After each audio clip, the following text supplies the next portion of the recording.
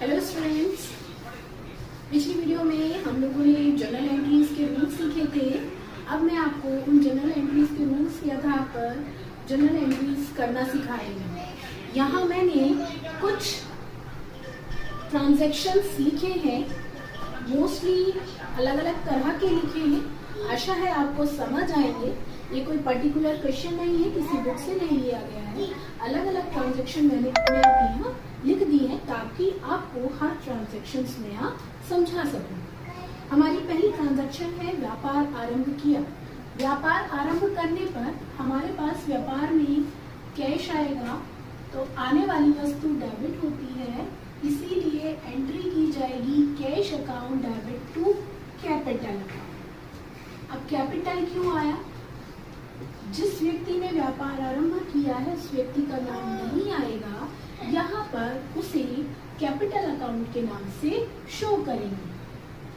4 narration लिखेंगे, business started. Amount भरी जाएगी, व्यापार में कितने रुपए आए? 50,000 और कैपिटल कितनी बन गई व्यापार की? 50,000। नेक्स्ट एंट्री है नकद माल खरीदा। नकद माल खरीदने को हम कहते हैं परचेज अकाउंट। व्यापार में माल आ गया है, इसीलिए परचेज अकाउंट डेबिट किया जाएगा और यहाँ से पैसा चला गया है, जाने वाली वस्तु क्रेडिट की जाती है, इसीलिए कैश अकाउंट को क्रेडिट कर दिया गया है। फॉर गुड्स परचेज्ड, नरेशन लिखनी जरूरी होती है। नरेशन लिखेंगे, कितने का माल खरीदा है? 10,000 रुपए।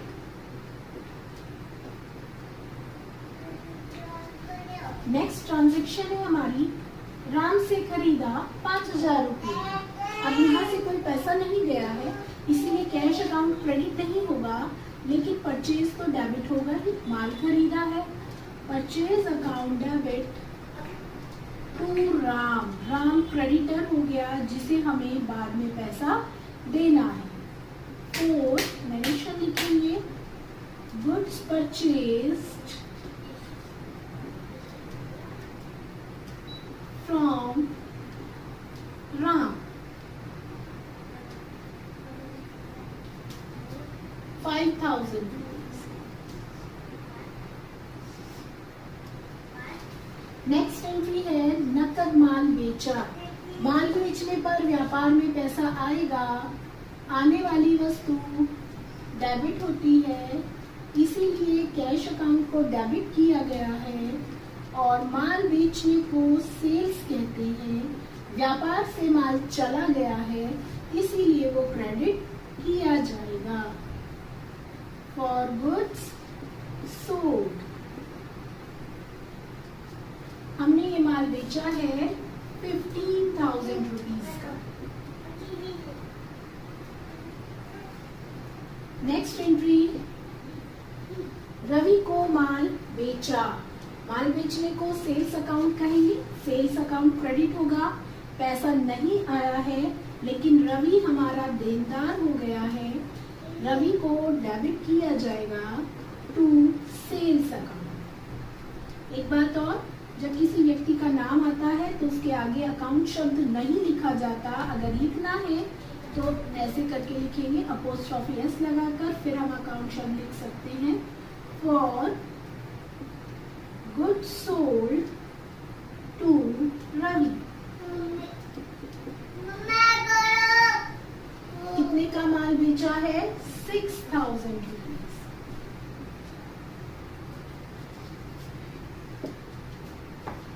नेक्स्ट ट्रांजैक्शन है फर्नीचर खरीदा। फर्नीचर खरीदने पर व्यापार में फर्नीचर आया है, तो फर्नीचर को डेबिट करेंगे, आने वाली वस्तु debit, furniture account debit to, क्या गया इसके बदले? कैश, पैसा चला गया है, जाने वाली वस्तु क्रेडिट होगी। फॉर फर्नीचर परचेज, कितने का फर्नीचर खरीदा है? 8,000 रुपए का।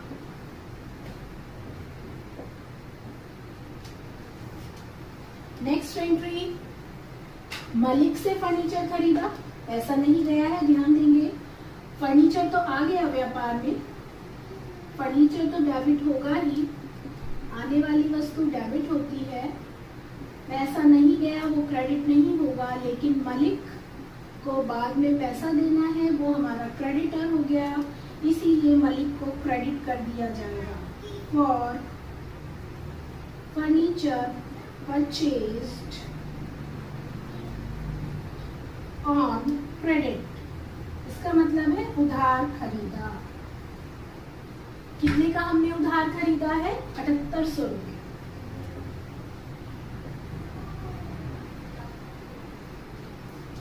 तो ये हमारी यहाँ तक एंट्री हो गई। आगे की एंट्री करने के लिए हमें इसे इरेज करना पड़ेगा, तो इसे इरेज कर देते हैं, फिर हम नेक्स्ट एंट्रीज करेंगे।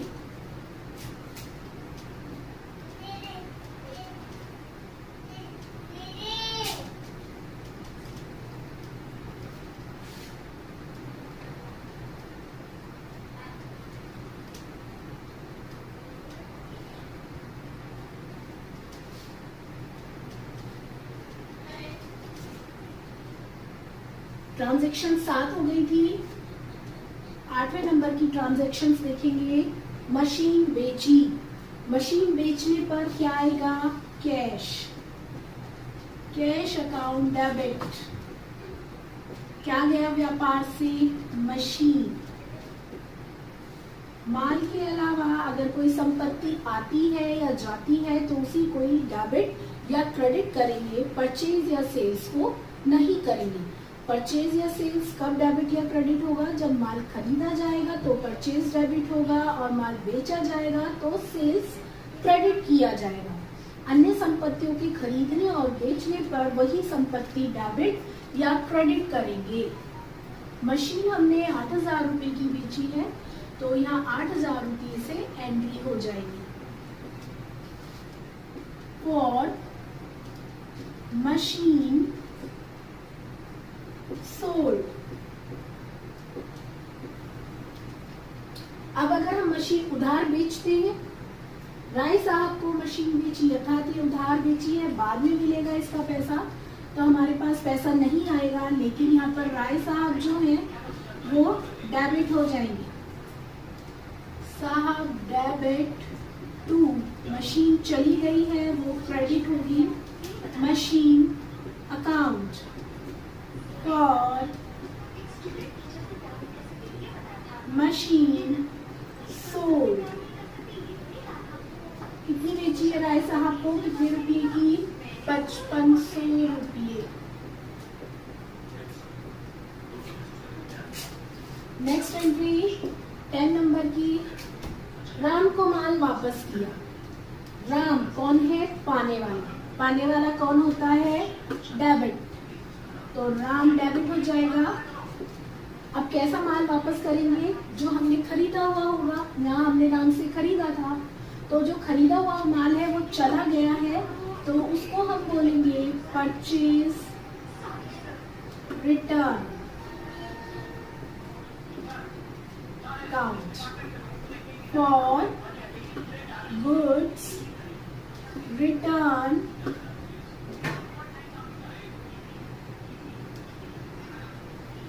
टू राम। राम को माल वापस किया।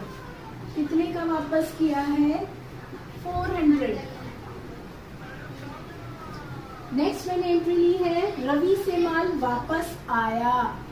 माल वापस आया, देने वाला कौन? रवि। तो देने वाले को क्रेडिट करते हैं। माल वापस आया, उसको बोलेंगे हम sales return. Sales return account debit to Ravi for goods return from Ravi. कितने का माल वापस आया है? 200 रुपये।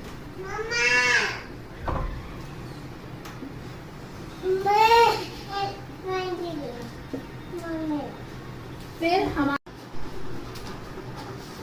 12 नंबर की एंट्री देखेंगे, रवि से पूर्ण भुगतान में मिले। अब हमें यह देखना है कि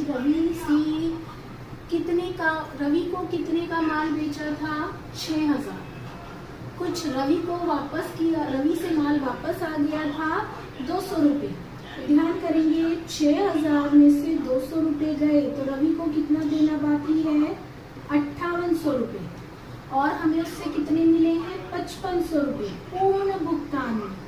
पूर्ण भुगतान का मतलब है कि उससे आगे कुछ नहीं मिलना है।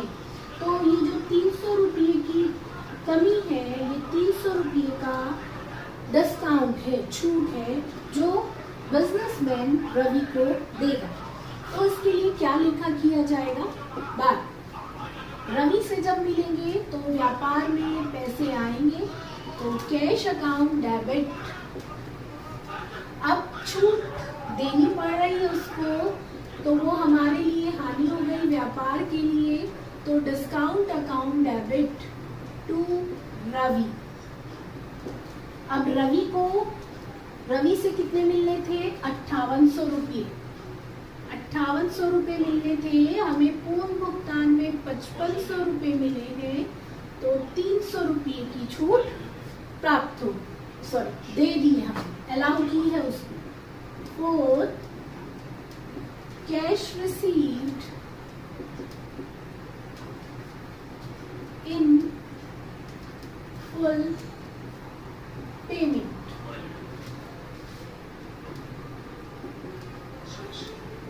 ये 30 नंबर, राम को भुगतान किया, उनसे छूट मिली, तो राम को भुगतान किया, पाने वाला व्यक्ति राम हो गया, राम डेबिट। भुगतान किया है तो कैश अकाउंट क्रेडिट हो जाएगा टू कैश अकाउंट, और उनसे छूट मिली है तो व्यापार को लाभ हो गया, तो लाभ को हम क्रेडिट करते हैं, इसीलिए डिस्काउंट अकाउंट क्रेडिट किया गया। तो हमें कैश कितना मिला है, राम को कैश दिया है 4500 रुपये का, और उनसे छूट मिली है 100 रुपये की, तो टोटल हो गया 4600 रुपये। For cash paid and discount received.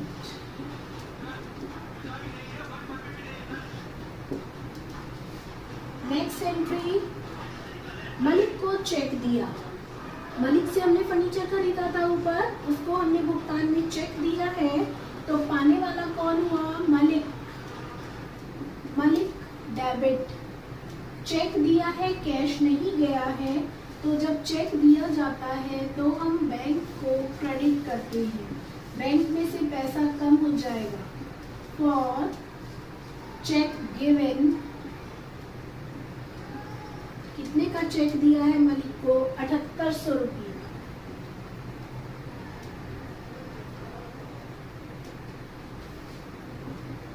Next entry, राय साहब से चेक मिला है। राय साहब को मशीन बेची थी, तो उसके बदले हमें चेक मिला है, लेकिन जब चेक मिलेगा तो उसे कैश अकाउंट ही लिखेंगे टू राय साहब। फॉर चेक रिसीव्ड, चेक जब तक बैंक नहीं भेजा जाता तब तक उसे कैश माना जाता है, इसलिए कैश को ही डेबिट किया जाता है। तो राय साहब से कितने का चेक मिला है, 5500 का। हमारी नेक्स्ट एंट्री है 16, बैंक में जमा किए। बैंक कौन हो गया, पाने वाला, तो पाने वाला अकाउंट डेबिट होता है, ये पर्सनल अकाउंट है बैंक। क्या गया हमारे पास से, कैश चला गया। For cash deposited into bank. रुपए का जमा किए हैं बैंक में 2000 रुपीज। नेक्स्ट एंट्री करेंगे बैंक से निकाले। बैंक से निकालने पर व्यापार में कैश आएगा। आने वाली वस्तु डेबिट होती है। Cash account debit to bank account. कितने निकाले हैं? 500 रुपीज। For cash withdrawn.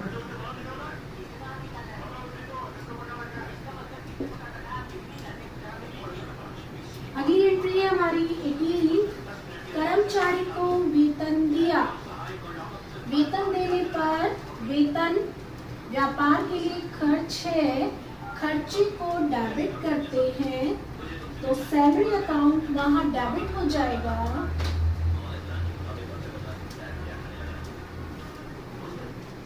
देखेंगे ध्यान से।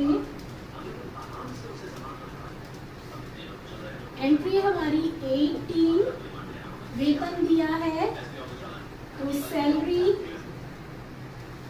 Account debit to cash account. कितने का वेतन दिया है हमने? 1000 rupees. For salary paid.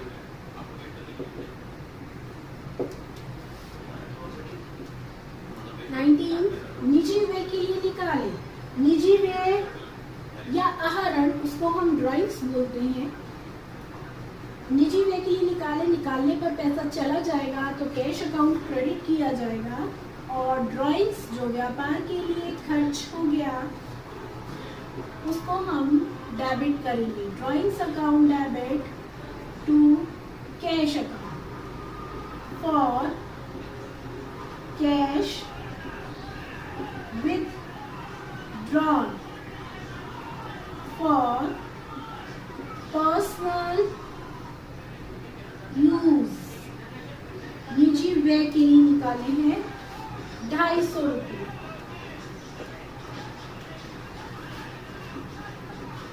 Last entry देखेंगे। कमीशन मिला है, कैश आया है। आने वाली वस्तु को हम डेबिट करते हैं और कमीशन हमारे लिए यहाँ आय हो गया तो उसको हम क्रेडिट करेंगे। कमीशन अकाउंट, हमें कमीशन मिला है 100 रुपये। फॉर